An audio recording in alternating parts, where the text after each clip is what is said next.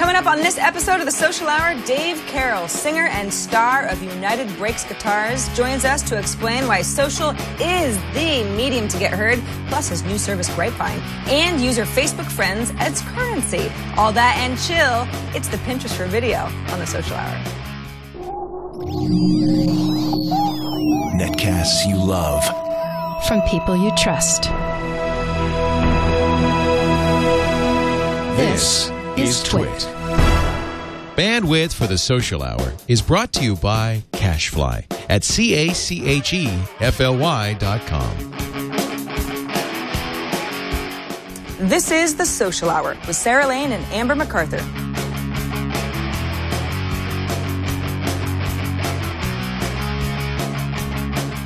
This episode of the Social Hour is brought to you by Ford, featuring the EcoBoost engine with turbocharger and direct injection. Look for EcoBoost in the 2012 Explorer and Edge, the 2013 Escape, and at Ford.com/technology. And by Ting.com. Ting gives you big savings and billing clarity for mobile phone service. Try their online savings calculator and save $50 on your device purchase at Ting.com/social hour. Hey everybody, welcome to another edition of the Social Hour in Petaluma, California. I'm Sarah Lane. And in Toronto, Ontario, I'm Amber MacArthur. Hey, Sarah. Hey, Amber. How are you? I am doing really well. It's almost March. I can't believe it. Time is flying by. Yeah, we've had, we talk about weather a lot on the show, as anyone who watches or listens knows, and it is kind of cold in the Bay Area. In fact, Chad was mentioning that he had to scrape ice off of his windshields this morning, which is, we've had a very temperate winter, so it's sort of starting to feel like winter now that it's March. Well, Sarah, you guys will just have to come north because I have to say we've had one of the mildest winters I can ever remember in Toronto. Barely any snow at all. It's beautiful today, spring-like weather almost. So it's just been, I don't know, it's strange. It's almost eerie, but many people are enjoying being outside and just absolutely no snow on the ground. You know, you have little kids who see like tiny little pockets of snow who get so excited, but not a normal Canadian winter, that's for sure. Well, I guess for snowpack reasons, then maybe there's an incentive to want to have a lot of snow. I know around these parts, people are mumbling and grumbling because a lot of people go to Tahoe to ski, and there's just not a lot of snow right now, and so it's screwed up a lot of people's winter homes and that sort of thing, but we all kind of like the nice weather, too. Except for the ice scraping. Right, yeah. We don't get that in the city. You got to go a little bit farther north for that. But enough about the weather, because we actually have a really exciting guest joining us today. Amber, you met him many years ago in a bar back in Canada. Many years ago, before he was famous. Yeah, exactly. It's Dave Carroll. You might know Dave from a little song he sung called United Breaks Guitars, but he does all sorts of other stuff. He joins us now. Dave Carroll, welcome to the Social Hour. Hi, Sarah. Hi, Amber. Hey, Dave. Thank you so much for joining us. And I know you have a new business right now that we want to talk about, Grapevine, which was one of our Rad or Fad segments earlier on the Social Hour. But let's go back to that time when you did the United Breaks Guitars video and just set this up a little bit for us in terms of how you were inspired with the idea and maybe even the shock in terms of how successful that was and how many people were watching that. Yeah, sure. I was inspired to write the song after I had a really bad customer service experience with United Airlines, and it started with a flight to Nebraska on March 31st, 2008. And my video came out of the fact that after 9 months of trying to get United to take some responsibility for what was my broken Taylor guitar, they wouldn't do anything and close the conversation. So I was left with two options: to either, one, walk away and do nothing, or two, do something else. And my something else was to make 3 music videos and 3 songs about my experience and post them on YouTube with the goal of getting 1 million hits in the next year with all 3 videos combined. And on July 6, 2009, I put the first video up at 11:30 p.m. and went to bed that night half an hour later with 6 hits. And by Friday of that week, I had 1 million hits on the first video alone. Wow, that is incredible. Do you think it's because, the song is awesome. It's really well done. The video's fun, but it's actually something that so many people can relate to, where it's like you have a very bad customer service experience, and try as you might, you can't get them to pay any attention to you, even though you know that you've been wronged. Absolutely. The the song resonated with everybody, and I do a lot of speaking now to corporations and organizations around the world to talk about customer service, social media, and branding. And I open my presentation by asking the question, who here in the audience has had a bad airline experience or knows somebody who has? And everywhere in the world, from Siberia to Mexico and Australia, they all put up their hand, and that's one of the key reasons why the song was so successful. Let's talk a little bit about some of the damage that this video did to United. I mean, there are many reports out, including one that I read on the BBC, I believe 6 months or a year ago, that talked about millions and millions of dollars that this particular video did to damage to United's reputation. Can you give us sort of a better sense of the overall damage in terms of how you've experienced it over the years? Well, yeah, you're right. The BBC announced that it, and so did The Economist magazine, that it dropped United stock by 10% or $180 million for a short amount of time. And I think it's difficult to say that the video did all of that, but it did something. I'm sure that United lost more market capitalization than other airlines at the time, and it would probably be attributed to that song. In terms of dollars and cents, that's one thing, but I think in terms of branding, today, brands have to be really careful about how they treat their customers, because this is the perfect example that shows that one person can do something that could forever affect your brand. And there are people around the world now who can't see a United plane without thinking United breaks guitars, and nothing they can ever do will change that. And fortunately, it was a funny song, and if they offer a cheap flight, they'll still get customers, that sort of thing. But you have to be careful of your branding. It's your brand is the sum of the conversations that are happening about it. And United Breaks Guitars changed the conversation to something that they probably didn't like. We should probably move over to Grapevine. This is, you've almost set it up perfectly. This is a service that Amber and I have talked about here on the Social Hour in the past, but you're directly involved with building, and it is a place for not only someone like me to say, listen, United did something unforgivable. I had a terrible experience. Here's what happened. Here's why I want to be reimbursed for my flight, whatever. But it also gives United an opportunity to respond to me and try to rectify things. How does Grapevine work? Well, there's two sides to the equation that my partners and I sort of identified and realized. I have nothing against businesses, and we're all customers to somebody. So businesses exist because we need them, and a lot of them do great things. There's the customer side, the consumer side, and as customers, we all want to be able to get what we expect and what we're promised. So for Grapevine, on the consumer side, we offer an opportunity for people who have had bad customer service experiences to go there, air their gripe, share with people what happened. They can do it either by writing it. We also encourage creativity, so videos can be hosted there as well. And it's very simple. You open up a page very quickly and an account, state your gripe, and you plant your gripe, and then Grapevine social media tools, they take that gripe and they send it to decision makers at the right spot, so you don't have to spend hours and minutes in a customer service maze. And if, depending on what the company does, either they help you or they don't, at the end of the cycle, the customers get to rate the customer service they received from the companies through a customer satisfaction index. And every company in the world will have a page that has a customer satisfaction index up in the top corner, and that will be shown as a letter grade from A to F. And so every customer has a voice and contributes to the grade, like a Better Business Bureau. So there's an incentive now on the business side to embrace this, because more and more people are turning to social media to answer customer service problems. And it's not even what the issue is today, it's what is it going to be in 10 years? And it'll probably be 100-fold in terms of the number of complaints that are going through social media. So businesses need a tool that can handle the influx of social media complaints and conversations. And Grapevine does that. It monitors all conversations, just like Radiant 6 might do, but it also effectively manages all the gripes into something that a company can use and assign certain agents to prioritize certain gripes and make it all manageable for them. Can you give us an example of a company that has taken advantage of this based on a gripe that has come in, and how it has helped them fix a problem that they've had in place? We are just in the very, very early stages. We just launched 2 weeks ago now, and we're just in the process of signing up a lot of companies. But there are thousands of people who are now signed up to Grapevine and airing some complaints and getting attention because of it. I have one United story, and it's partially because of Grapevine and partially just because they reached out to me personally, but the potential's there, and that's what I really find exciting.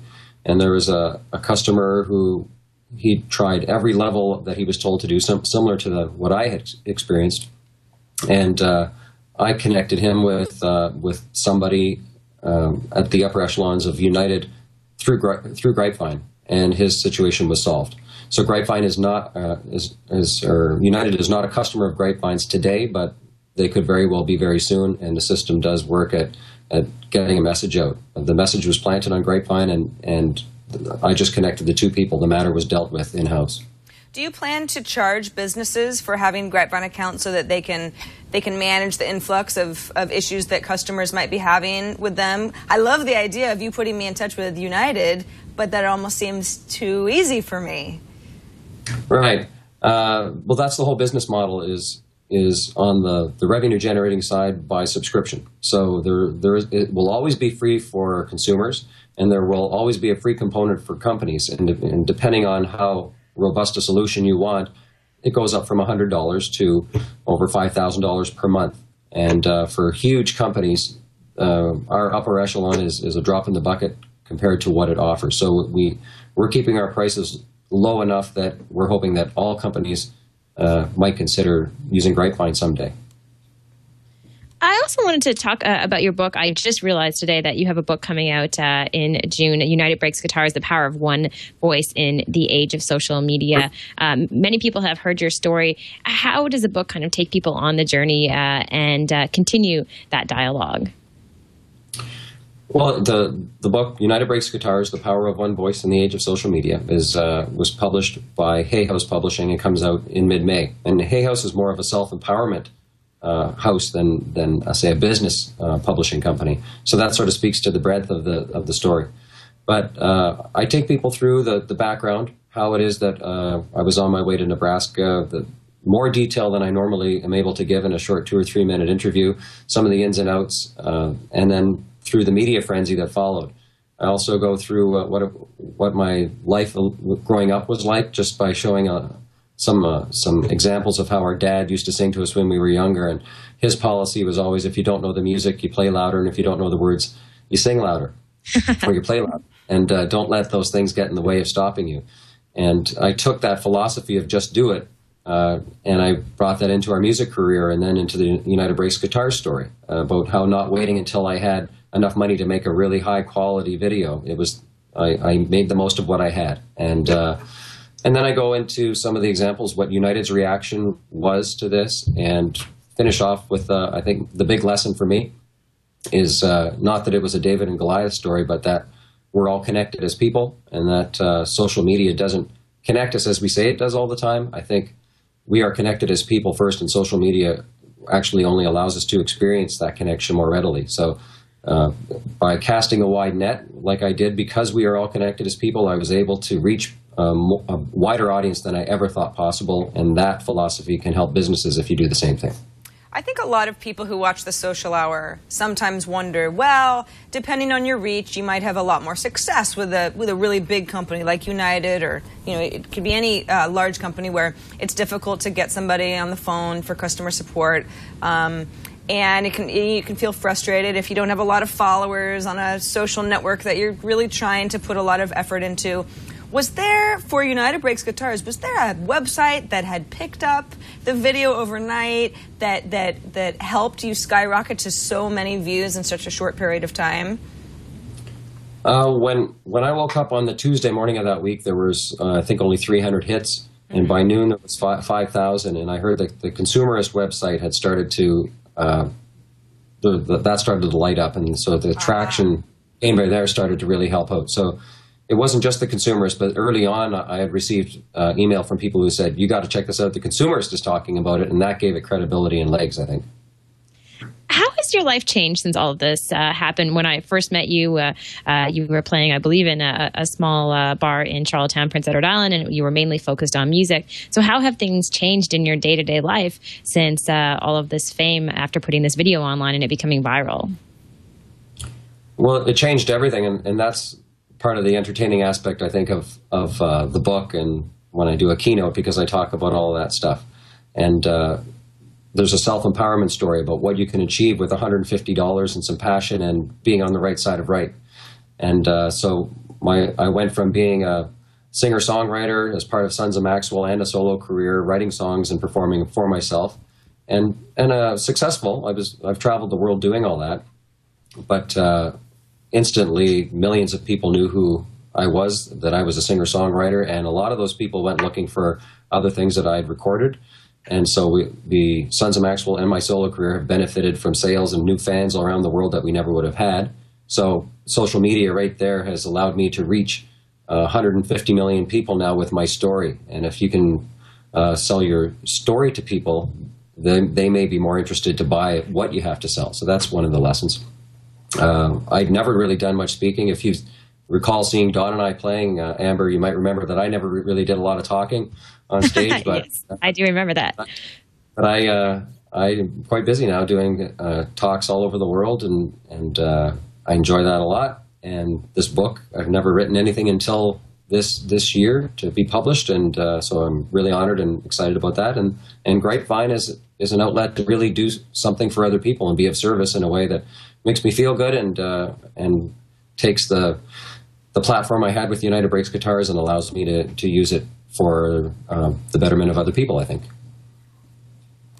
Excellent. Well, thank you so much for joining us. And it was just a real treat to talk to you. And we've talked about this story before, and it is an amazing story. And congratulations again on your second child, and get to that ultrasound or you're not going to have a happy life.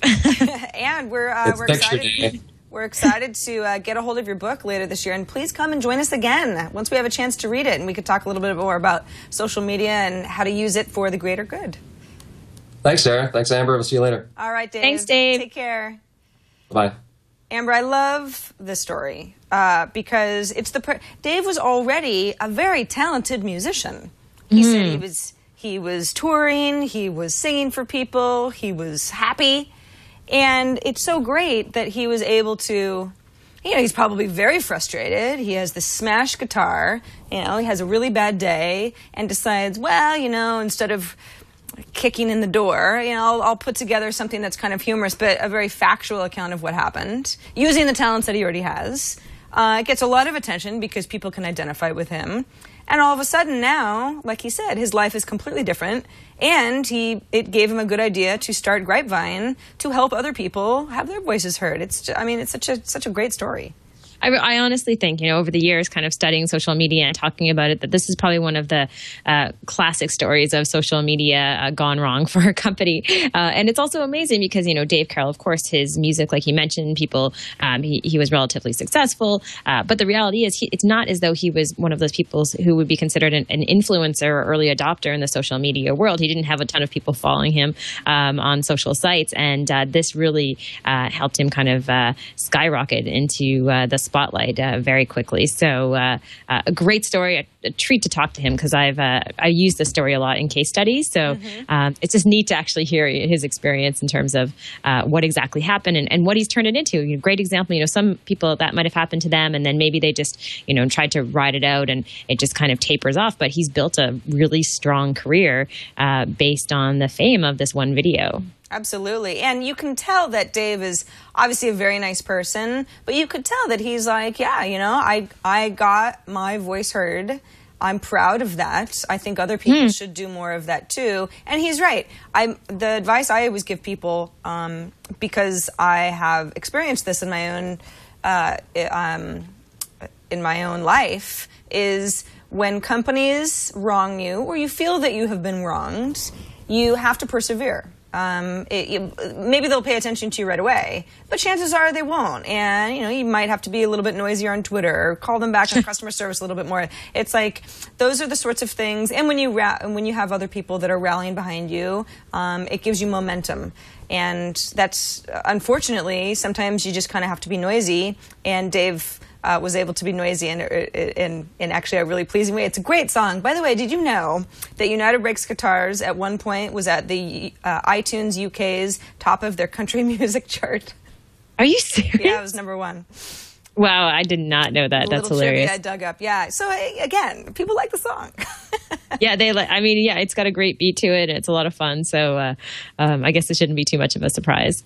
Very cool. Very cool indeed. DaveCarrollMusic.com is his website if you want to know a lot more about Dave and awards that he's won and what he's up to when he's not working on the project we talk about today. He's a busy guy. So we thank him for visiting us on the Social Hour. Quick reminder that we record the Social Hour live on Mondays, 2 p.m. Eastern, 11 a.m. Pacific. Started a little bit earlier today for any of you watching a live stream because Dave had to rush off to an ultrasound with his family. So thanks to everybody who joined us a little bit earlier than usual. If you, for whatever reason, can't watch us live, miss an episode, didn't know that we were starting early today, any of that stuff, twit.tv/TSH is our show website. That's where all of our episodes live. You can get subscription links to watch, subscribe, and then watch any of our shows for free, on demand, anytime that's convenient for you. We have audio and video subscription links, all that good stuff, links to where to find us on iTunes. It's pretty much just the place to go for all of our old episodes, including links that we might talk about, and maybe you hadn't written it down and you want to look back for reference. Again, twit.tv/TSH is our show almanac, where everything lives. We've got even embedded videos. That's us last week. That was my, I guess, my Queen Victoria wave. I don't really know what I was doing there. Awesome screenshot. For all our listeners, you need to go check out the TWiT site. It is definitely a nice wave. Sarah. It's true. You know, it's funny for all of the people who listen to our audio stream, we love you guys. However you want to digest the show is fine with us. But you will miss Jeff Stewart, our editor's screen captures. He's the one who chooses those screens on our videos. And every once in a while he'll choose something and I'll look at it and I'll go, Jeff, no, you cannot choose that one. I look like I'm in the middle of, a cry or something. Oh, that's like YouTube when you have to go and you choose one of three. Exactly. I don't know if there's any way to get around that, but literally sometimes none of them are good. Yeah, this is we can choose just anyone we want. I always say, just pick one of us smiling. And he goes, but that's boring. I don't want to do that every week. I say, just do it, Jeff. So yes, thank you to everybody who has subscribed. If you haven't already, subscribe. It's probably the easiest way to make sure that you don't miss a show. And you can, of course, email us at thesocialhour@twit.tv with any questions, comments, programming notes, anything. We're always here listening to you. Okay, before we get into the rest of the show, we want to quickly thank Ford for sponsoring this episode of The Social Hour. Something we actually haven't talked about on The Social Hour yet is the EcoBoost part of Ford's technology. We've talked a lot about apps that you can take advantage of in Ford models. EcoBoost is engine technology from Ford. I want to make sure I describe this right.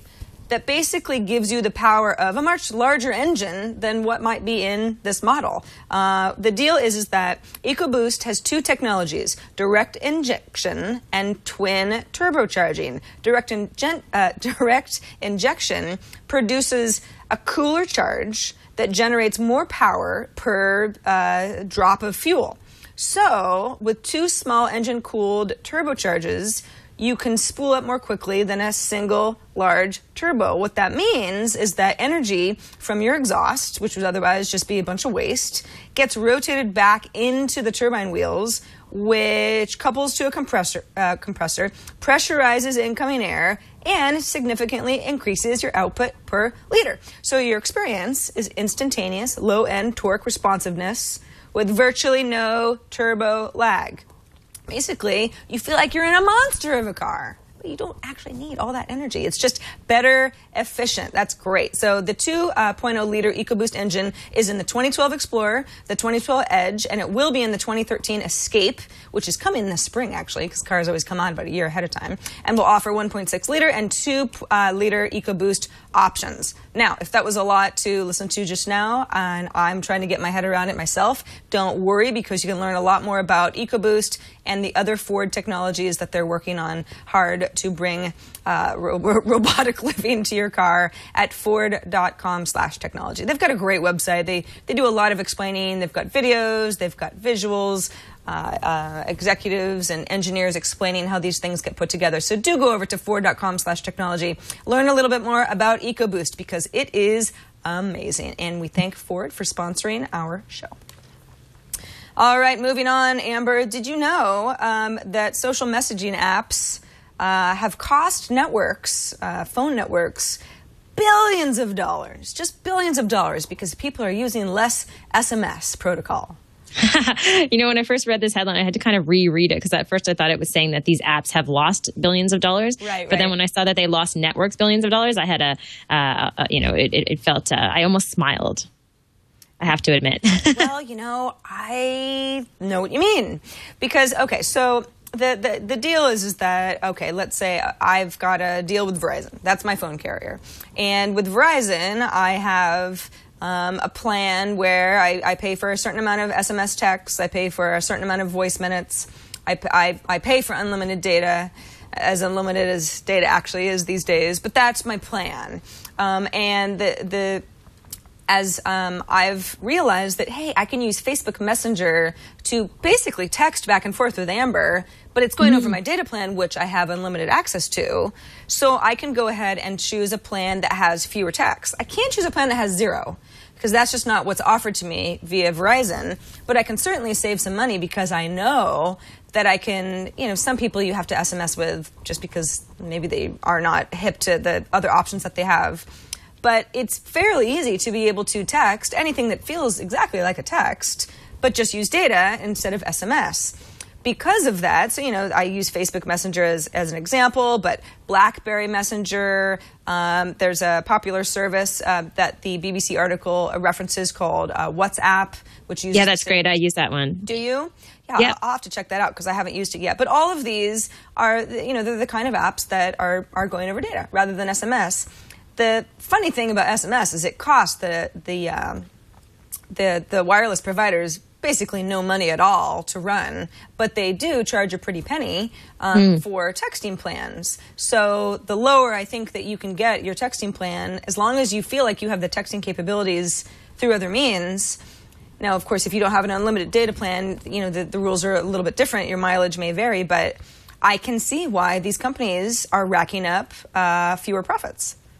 Yeah, I can only guess, too. I mean, I see this all the time when I go to conferences or even go to a restaurant. It becomes more and more common that people who are using their smartphones will ask, is there an open wireless network that I can jump onto? And they're immediately switching over to using internet as far as their connection to be able to get data, not through their telco. So, I mean, it's great for users. This is one thing I think in the telecommunications industry where users actually benefit from using tools like this, and not so great for some of those companies out there that had expected to make so much money from text messages. But I think they kind of shot themselves in the foot. I mean, text messages, like you mentioned, have always been so expensive.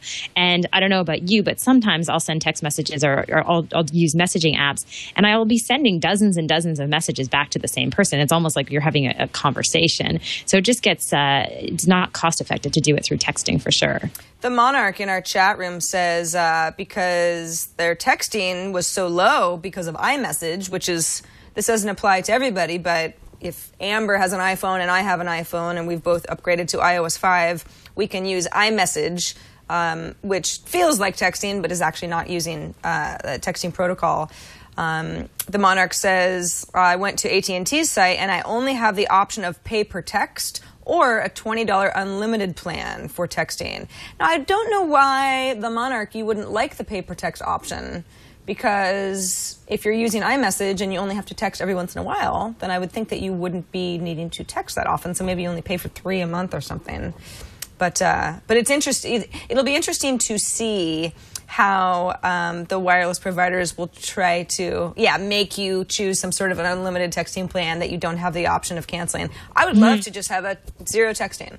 And that way I could say to people, you know what, I don't actually have the option to do that. So you either have to friend me on one of these, different networks, or you have to have an iPhone, or you can email me. No, I don't need any more email. But I would like to have no ability to text at all. Not a problem. I can work something out. But so far, my carrier will not allow that. Unfortunately. Well, speaking of messaging, this is kind of sad news. I think we've had Leah on. Is it Leah Miller? Is that her last name? Culver. Sorry, there's a Canadian TV personality named Leah Miller.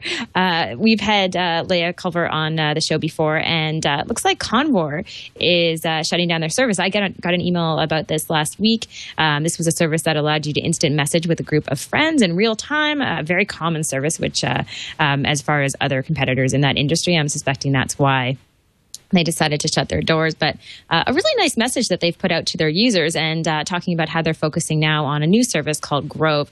I don't know about you, Sarah, but I always really respect these companies who just come out and decide to kind of start over. You know, they announce that this just isn't working and we're going to reevaluate and refocus our efforts on something new. I agree with you. Convor was something that I really, really liked the idea of it. In fact, TWiT had put together like a little, I guess you call them sub-convors or whatever, where it was a TWiT-focused, a message board of sorts where you could post questions and kind of get a dialogue going. I did notice that after a while, it seemed to be dwindling. There was a lot of interest at first, not only on the part of our viewers and our audience, but, I mean, even us within TWiT. It's like we wanted to use it, but for whatever reason, it just wasn't kind of getting into the daily workflow. Now, I don't know that that was true for everybody. I don't know that that's why Convor decided to shut down. That's probably part of it. I know that Grove.io, which is we'll have to have Leah come on the show to explain it a little bit better. I know that it's got an IRC component that's probably would be pretty interesting, at least for everybody who's in chat with us right now. But often these smaller companies have a good thing going, and then there's another business plan that sort of starts to feel like this, and the company just has to decide what direction to put the resources in. Yeah, exactly. I mean, I think it makes sense. And I know from following some of her work, she's been very successful. And it seems as though, eventually it's kind of like whack-a-mole. Eventually you have a hit on your hand, but it means sort of going through the process of developing a bunch of different companies. So it would be fun to have her on and talk about Grove when it does launch. And RIP Convor, we need a list of services that are shutting up quickly, Sarah. Oh, I know. Yeah, I hate to have, it's not like I would never want like a little jingle, like meh, meh, or anything for these companies. But I do think that it is kind of our duty to keep on top of not only new, exciting services that come our way, but services that, for whatever reason, are not going to make it for the long haul, because that is the reality of kind of this social landscape where people are trying all sorts of different things, and that's cool, but they're not all going to stick. I always get kind of sad when a service like this goes down, or if I look at an app on my phone and realize, I've only used it once or twice, and I feel like this guilt, like this digital guilt that I should be using it more often. Yeah, exactly. The one app that I'm kind of embarrassed that I haven't been using more often is Chomp, which was just acquired by Apple. Yeah, which is quite an acquisition. And it's if anyone not familiar with it, it's an app search tool. If anyone uses the App Store regularly in iTunes, you know that it can be like a needle in a haystack. Unless you know exactly what you're searching for, it's really hard to find things, and categories are pretty lackluster. And Chomp aims to make it much easier for you to find the kind of apps that you want and that are going to be helpful to you and or in your price range and all that good stuff. So that's another example, Amber, of something where I'm like, why am I not using this more? But I'm glad somebody else recognized the value of this Chomp. For sure. All right, Sarah. So now it's time for our social tip of the week. And this social tip is for Google Plus users. It appears as though we have quite a few people on Google Plus who watch the show. So this one will be particularly relevant. Tim O'Reilly posted this tip. I think it was actually a comment that was posted on his Google Plus page. The idea behind it is that you can create a circle and you can put posts in there for later sharing. Now, normally on Google Plus, as you know, Sarah, you'd create a circle because you want to put other people in that circle. Mm-hmm. Well, when you're doing this, you don't put anyone in that circle. You can call the circle maybe save, or someone suggested call it bookmarks. And all you're doing with that circle is you are sharing posts that you like with that circle so that you can kind of bookmark them for later use or later sharing. They're not going to any individuals because that particular circle doesn't have individuals in it. But just, again, kind of an archive or a bookmarking solution, thinking about it like almost like, you remember Delicious, like a Google Plus circle version of Delicious. If that's not geeky enough, I don't know what is. No, this is great. I mean, bookmarking is always a great spin on any. We just need to have bookmarking capabilities for all sorts of things, because sometimes we have time to do things and other times we don't. But I love this on Google+. I'll have to try this out. There are often times that I think, well, this is not the opportune time to share what I want to share with my network, but I don't want to forget it either. I have time to put it together now, but it would be nice to kind of have it in that waiting in the wings area. So this seems like a good solution. Or even for the show, you imagine you create a circle, call it the social hour, and maybe no one's in it, or maybe it's just me and you, and you can share articles through that, and it's a good way to remember them on a weekly basis. So a fun, simple little tip with Google+. And when I was looking through some of the tips for Google+, there's a lot you can do with this platform. And I know that not everybody loves it, but there's some great tips that you can find and little hacks you can find online to really kind of customize your own experience for Google+. Absolutely. There are a lot of little Google+ hacks that it'd be nice if there was just a people who like Google+ hack circle or something. There probably is. If you know, let us know. But in the meantime, thanks to Tim O'Reilly for putting together this tip, or at least sharing it on Google+ if he saw it somewhere else. It's a goodie. All right, Amber, spotlight of the week goes to something called Chill. And I initially snickered a little bit because there was a read, write, web. I always have a hard time saying that I do out too. loud. Read, write, web. Because I want to say read, write, reb, or read, write, web. Anyway, you guys, you know the publication I'm talking about. The article headline was "Chill. It's like Pinterest for video," and my first reaction was to be like, "Oh God, everything is Pinterest for something else," because Pinterest is like the hot network that people know, it's sort of a buzzword at this point. However, I thought, okay, well, I'll go ahead and I like the idea of Pinterest for video, even if that sounds a little bit silly. Let me check it out. So I went ahead and signed up for an account on Chill, and indeed, it looks a lot like Pinterest, but it's videos that you're sharing.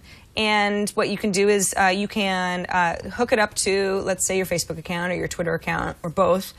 So if you were to share a video on one of those networks, it could you could have them automatically pull into Chill. So if I was somebody that shared the social hour, an embedded video on Facebook, I could then automatically be sharing it on Chill. Or you can share something directly to Chill, of course. You just need a URL of where the originating video is from. What's cool about this is that I think Pinterest, for many people, is you can share anything. You can share a link, you can share a photo, you can share all sorts of stuff. And then within Pinterest, there are sharing mechanisms to share within the network or other networks, and that's great. But it's almost a little too much of everything. Sometimes people want something that's just a little bit more specialized. So this is very much a Pinterest format. I mean, it looks almost a little too much like Pinterest, but hey, they wouldn't be the first network to put something that looks like Pinterest together. But I like the fact that it's just videos. So if you're kind of in that mood, or if you're looking for something specific, you can keep it a little bit more concentrated. One thing I also noticed, and Chad, I don't know if you can zoom in on the thoughts area where they give you the option of making a comment on the video. Yeah, there you go. So you've got the little comment bubble, you've got a smiley face, a sort of happy, laughy face, a surprised face, a frowny face, and a heart. What network does that remind anybody of? Because it reminds me of Path. In definitely. Fact, it's even in the same order that the Path emoticons are in on their network. Now again, I like the way that Path is laid out quite nicely, so I'm not saying that it also doesn't look nice on Chill, but they seem to have gotten some inspiration directly from a few pretty successful networks already. But I like it. It's very cool. I mean, I think it's becoming so common, too. I actually was going to put this down as one of our news items, but I was thinking, we've talked a lot about Pinterest. Maybe I shouldn't, because it was a great article that I read that talked about companies kind of ripping off the Pinterest layout and design. And here we have Pinterest and both Path as far as inspiration for Chill. But it was really neat. And as far as how that layout has inspired so many people to just kind of decide this is a great way for viewing content on the web. And I think even Flickr is planning to redesign redesign their site to almost look somewhat similar to the way that Pinterest is laid out. Really? I read that somewhere. Ooh. Yeah, I'll try to dig up the article. And then there's been news sites that I've read about that have been inspired to lay out their services like Pinterest. Let's see. Flickr adopts Pinterest kill switch. Oh, no, there's anyway. It was Flickr makes a bold move. Okay, sorry, I can't find it right now. I can't find anything when I'm actually talking. That's part of the problem. Well, no, wait, that's Murphy's Law of live TV. Yes, of course. I shouldn't be Google searching while I'm talking at the same time. Exactly. The multitasking isn't working. But nonetheless, like I said, a bunch of different services getting inspired by the Pinterest layout. And seems like there's, like you said, Pinterest for everything you can imagine. Yeah, as Dan in chat is pointing out, as with Pinterest, and it works on Chill too, you can subscribe to people or particular pins or video subjects. So your experience is your own. I mean, that's the thing with anybody who sort of says, I don't get Pinterest, or I don't get Twitter, or I don't get all sorts of things. It's like none of us are having the same experience. It's all the way that you build and who you follow and who you choose to interact with. So if you're a video person, I think Chill is absolutely worth checking out. It's completely free to sign up.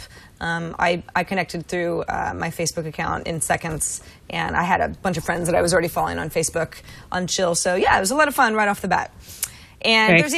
there's even a chat functionality within the service when you're logged in, which was kind of neat because somebody who works at Chill noticed that I had signed up and said, "Hey, do you work at TWiT?" And I said, "Yes, I do. Hi." We had a little conversation, so that was kind of fun because my profile is public. Yeah, that's chill.com. So that's our spotlight for the week. Amber, do you want to read our email?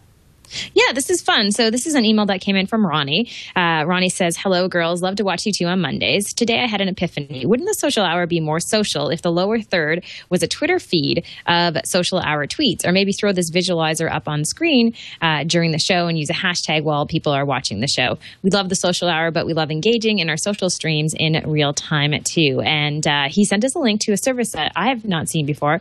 It's called Visible Tweets and allows you to visualize tweets and hashtag conversations.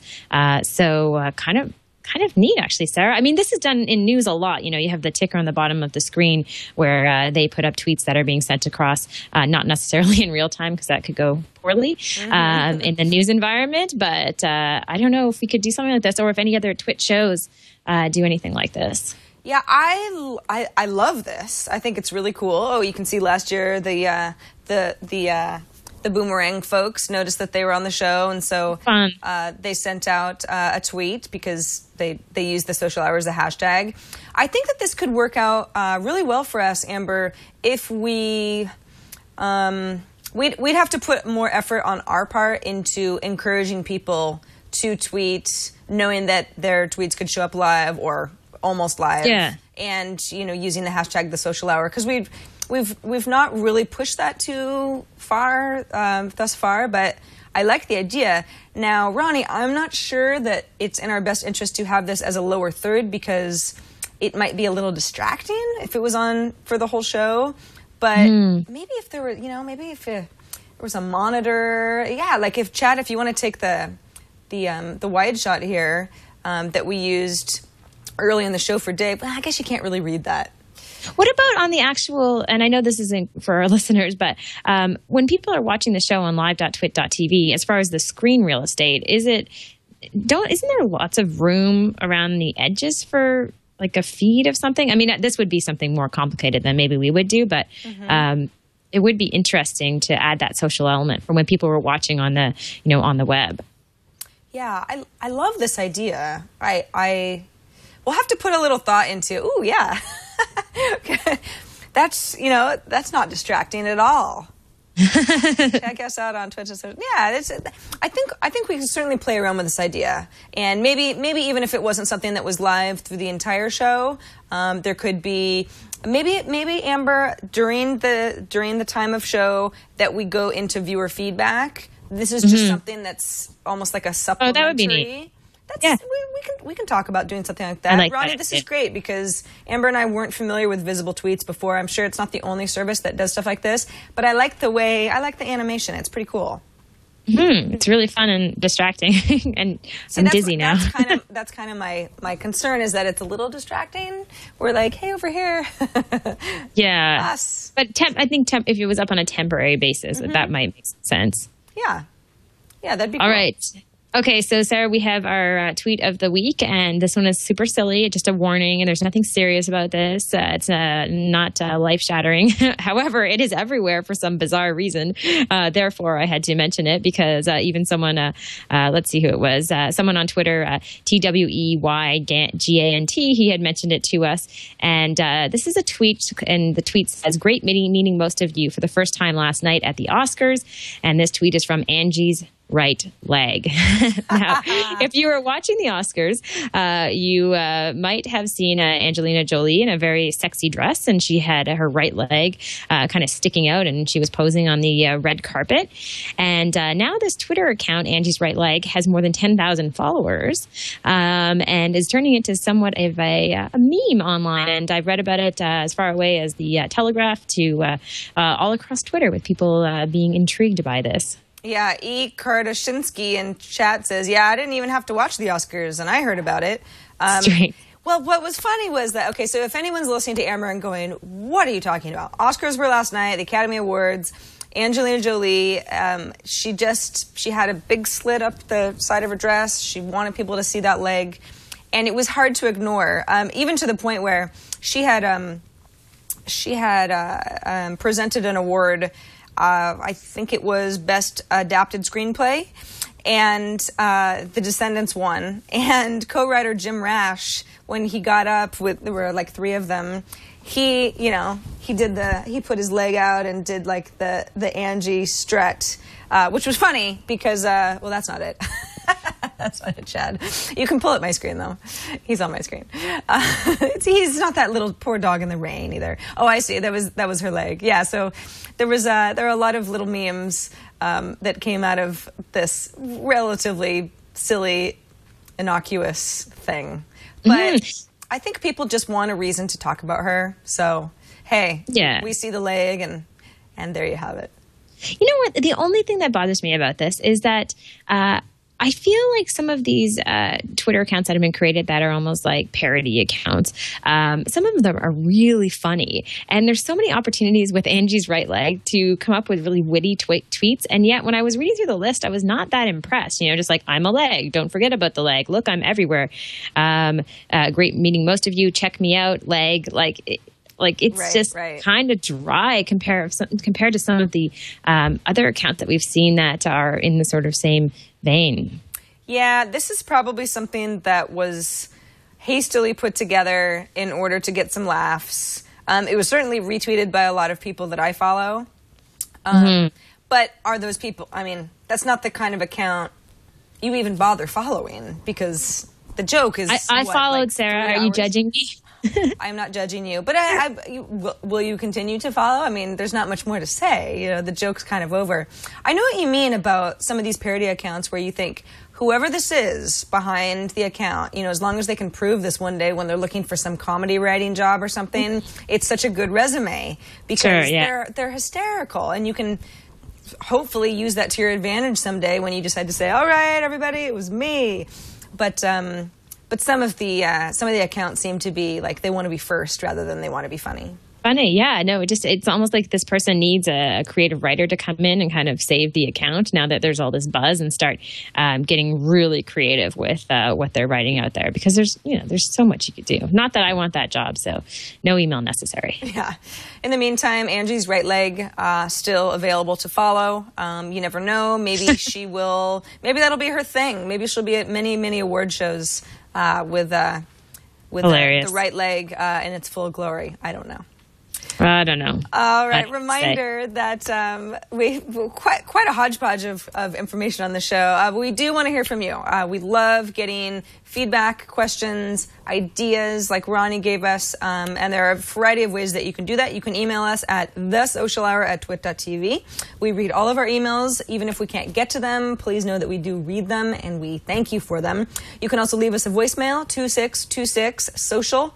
So that's 2626 SOCIAL. That's our Google Voice number. Leave us a message. We're happy to listen and maybe even play it on the show. Or we haven't had one of these in a while that we could play. Record a video, upload it, and send us the link. You can upload it pretty much anywhere that you can link to, and then send us that link via email. And we'd love to play either one of your questions or your comments, or even a tutorial or anything. You know, if you're feeling up for it, send us the video. We'd love to have it. All right, Amber, you are on deck for Rad or Fad, and while you are getting ready to wow us all for the week, I'm going to take this opportunity to thank one of our new sponsors, Ting, for sponsoring this episode of The Social Hour. So I was talking earlier about the limitations that these phone plans have on us, because you have to buy a certain amount of text messages, even if you aren't a text messenger, because that's the way that these plans get put together. It's almost like a cable subscription service. You know, there's not really an a la carte menu to choose from. You kind of just have to roughly pick the plan that you won't go over, because you don't want to be hit with a bunch of charges. That's why Ting might actually be an amazing solution for you. It's actually built on the Sprint network, and it's a simple plan that has pricing that bills megabytes, minutes, and texting separately. So the deal is that you just go ahead and choose what you think that you're going to use in a month based on, your average habits. If you use less minutes or texts or megabytes, on your data plan that you thought you would, Ting will credit you the difference at the end of the month. That's unheard of. For us, it's amazing, yeah. Never do that for me. My goodness. So that's awesome. So if you end up saying, listen, I really didn't talk as much as I thought I was going to, you'll see some money back at the end of the month. Now, if you use more, you're not screwed. You're automatically billed for the additional amount. So you're not going to be penalized because you forgot that you were going to need to send a bunch of data that you weren't anticipating. That will just be reflected in your bill, and you end up paying more. Ting has no premiums, no penalties. You just pay for what you use. And they offer also 4G Android phones through Sprint. So if you're interested in getting a phone, they've got quite a few models, the LG Optimus, the HTC Detail, Motorola Photon, for example. I have that one, actually. I have this service, Sarah, just so you know, and I have the Photon. So I've been using it for a bit and love the Photon, first of all, but super impressed with the service, and there's nothing like this out there. I mean, like you said, we've all been hammered with those cell phone bills where, maybe we don't use as much as we thought we would use. We still have to pay the full rate of the plan, or we go over and it's so expensive. And this is the pricing for Ting, like you mentioned, is just fantastic. And I love it's really neat how they do it in like extra small, medium, large, and extra large as far as the different rate plans, and makes it super simple to go through the different plans and decide which is a good fit for you. And inevitably, you're going to save money by using something like this. Well, that is awesome. I have not had the opportunity to use Ting yet. So Amber, it's nice to know that you're very happy with it, because when I look at a structure like this, and by the way, this is from Two Cows, who are the guys who brought you Hover, so they definitely know how customer service works and keeping people happy. Absolutely, they have a good track record. But this is the sort of thing that I hope forces all the big guys to offer plans like this. This is why I want Ting to be successful, because this is what we deserve. We deserve these phone plans that, because people don't use the data and voice and texting the same. We all just have different lives, and it sucks to get put into a category that you're like, well, this doesn't really reflect me, but I have to choose this because I don't want to have to pay so much money. So yeah, Ting is great for this. We also have a little extra for you. If you enter ting.com/social hour, when you go to Ting and check out the pricing, see what your options are. But if you use ting.com/social hour and you want to purchase one of the phones that they offer, you can get $50 off your device purchase. So if you want that Photon like Amber has, it's listed at $545, you can get that for $400 and something. You can get it for under $500. So nice, hefty $50 off your device purchase just by going through us. Again, that's ting.com/social hour. And we thank them so much for sponsoring us because it is a really good fit. I also, if you want to just check out, they have a savings calculator on their website too that you can use to try to determine how much you will save by switching over to Ting compared to your current service provider. So this is really handy to, again, wrap your head around the idea that this is a new way to think about a plan for your smartphone. Absolutely. So thank you to Ting, again, at ting.com/social hour. I'm going to look into it too. All right, Amber, it's time for Rad or Fad. What you got? Okay, so this is a little bit different. I love in Rad or Fad doing everything from gadgets to social services and other items. And this is more of a concept. And I'd love to get your opinion on it, Sarah, as well as what our listeners think of this. Now, this is a film that has recently come out. It's being promoted online, a digital film, and it's called Andy X, which is streaming on the exact 25-year anniversary of the death of Andy Warhol. And it's a 40-minute look at Warhol's life. Now, they've come up with a really creative way to promote this film, very unusual. So you are able to actually buy this film on Facebook, and the more Facebook friends you have, the less you pay to watch the film. So this is almost turning your friends into currency. And this kind of makes my stomach sort of turn when I read that statement. However, I guess I applaud them for their creativity. But again, just an unusual way to market something online based on people's social networks and, putting value on that. So you can save money on the $6.99 download based on the number of friends you have on Facebook. Okay, well, okay. On the surface, I'm with you. I say, well, hold on a second. They just want me to spam more people about the movie that I'm watching. So that's why, for me, paying less, the people, responsible for the movie and the marketing efforts end up getting more out of me because I have a wider audience of people to share this with. But if I actually really like the movie, then that's something that I would want to share with people anyway. I guess it almost feels like it's penalizing people who are just very private and might not have that many friends on Facebook because that's not the way that they use it. And I would hate to say that, the more friends you have, the better, because I definitely don't think that that's true. Mm-hmm. Well, yeah, and if you go visit their Facebook page, I think you can visit at facebook.com/AndyX the movie, and we'll have this link up on the Social Hour on our site. You can go into the section called Friends with Benefits, and that's where you're able to actually download the 40-minute film, and you can watch now. And they explain this whole concept of using your friends as currency. They explain that one Facebook friend equals 1 cent. So you would be able to subtract 1 cent for every friend that you have on Facebook. The discount is capped at 400 friends. So that means no matter what, you have to pay at least, I guess, $2.99. So I don't know. It's just a weird thing. I want to say it's kind of rad if I have my marketing hat on. But I worry about where this could go. And like you said, just, putting your friends within this network and putting value on, them, particularly at 1 cent. My first reaction was, hey, this, maybe they're worth more than that. Yeah, really. And some friends, I don't know, not all friends are equal. Certainly not on Facebook. I mean, there are people that I'm connected with that I say, sure, they're internet friends, but it's not necessarily somebody that I would, tell my deep, dark secrets to. Mm-hmm. Those would be other sorts of friends. Yes. Or there's the people who you say, they might really get a kick out of this movie. I'd love to share this with them. And then other friends where you go, it's not their thing. I know it is, and I'm not going to bug them with this. Mm-hmm.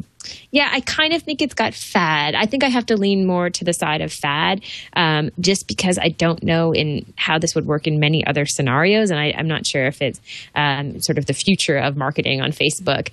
So I think it's kind of a fad that may work for them right now, but eventually I think people would get very tired of this type of promotion. They'll probably get a lot of headlines, and news outlets will pick it up, and bloggers will comment on it. It's a little bit controversial, just like if you remember that campaign that Burger King did about if you unfriended people, then you were able to get a free Whopper or something along those lines.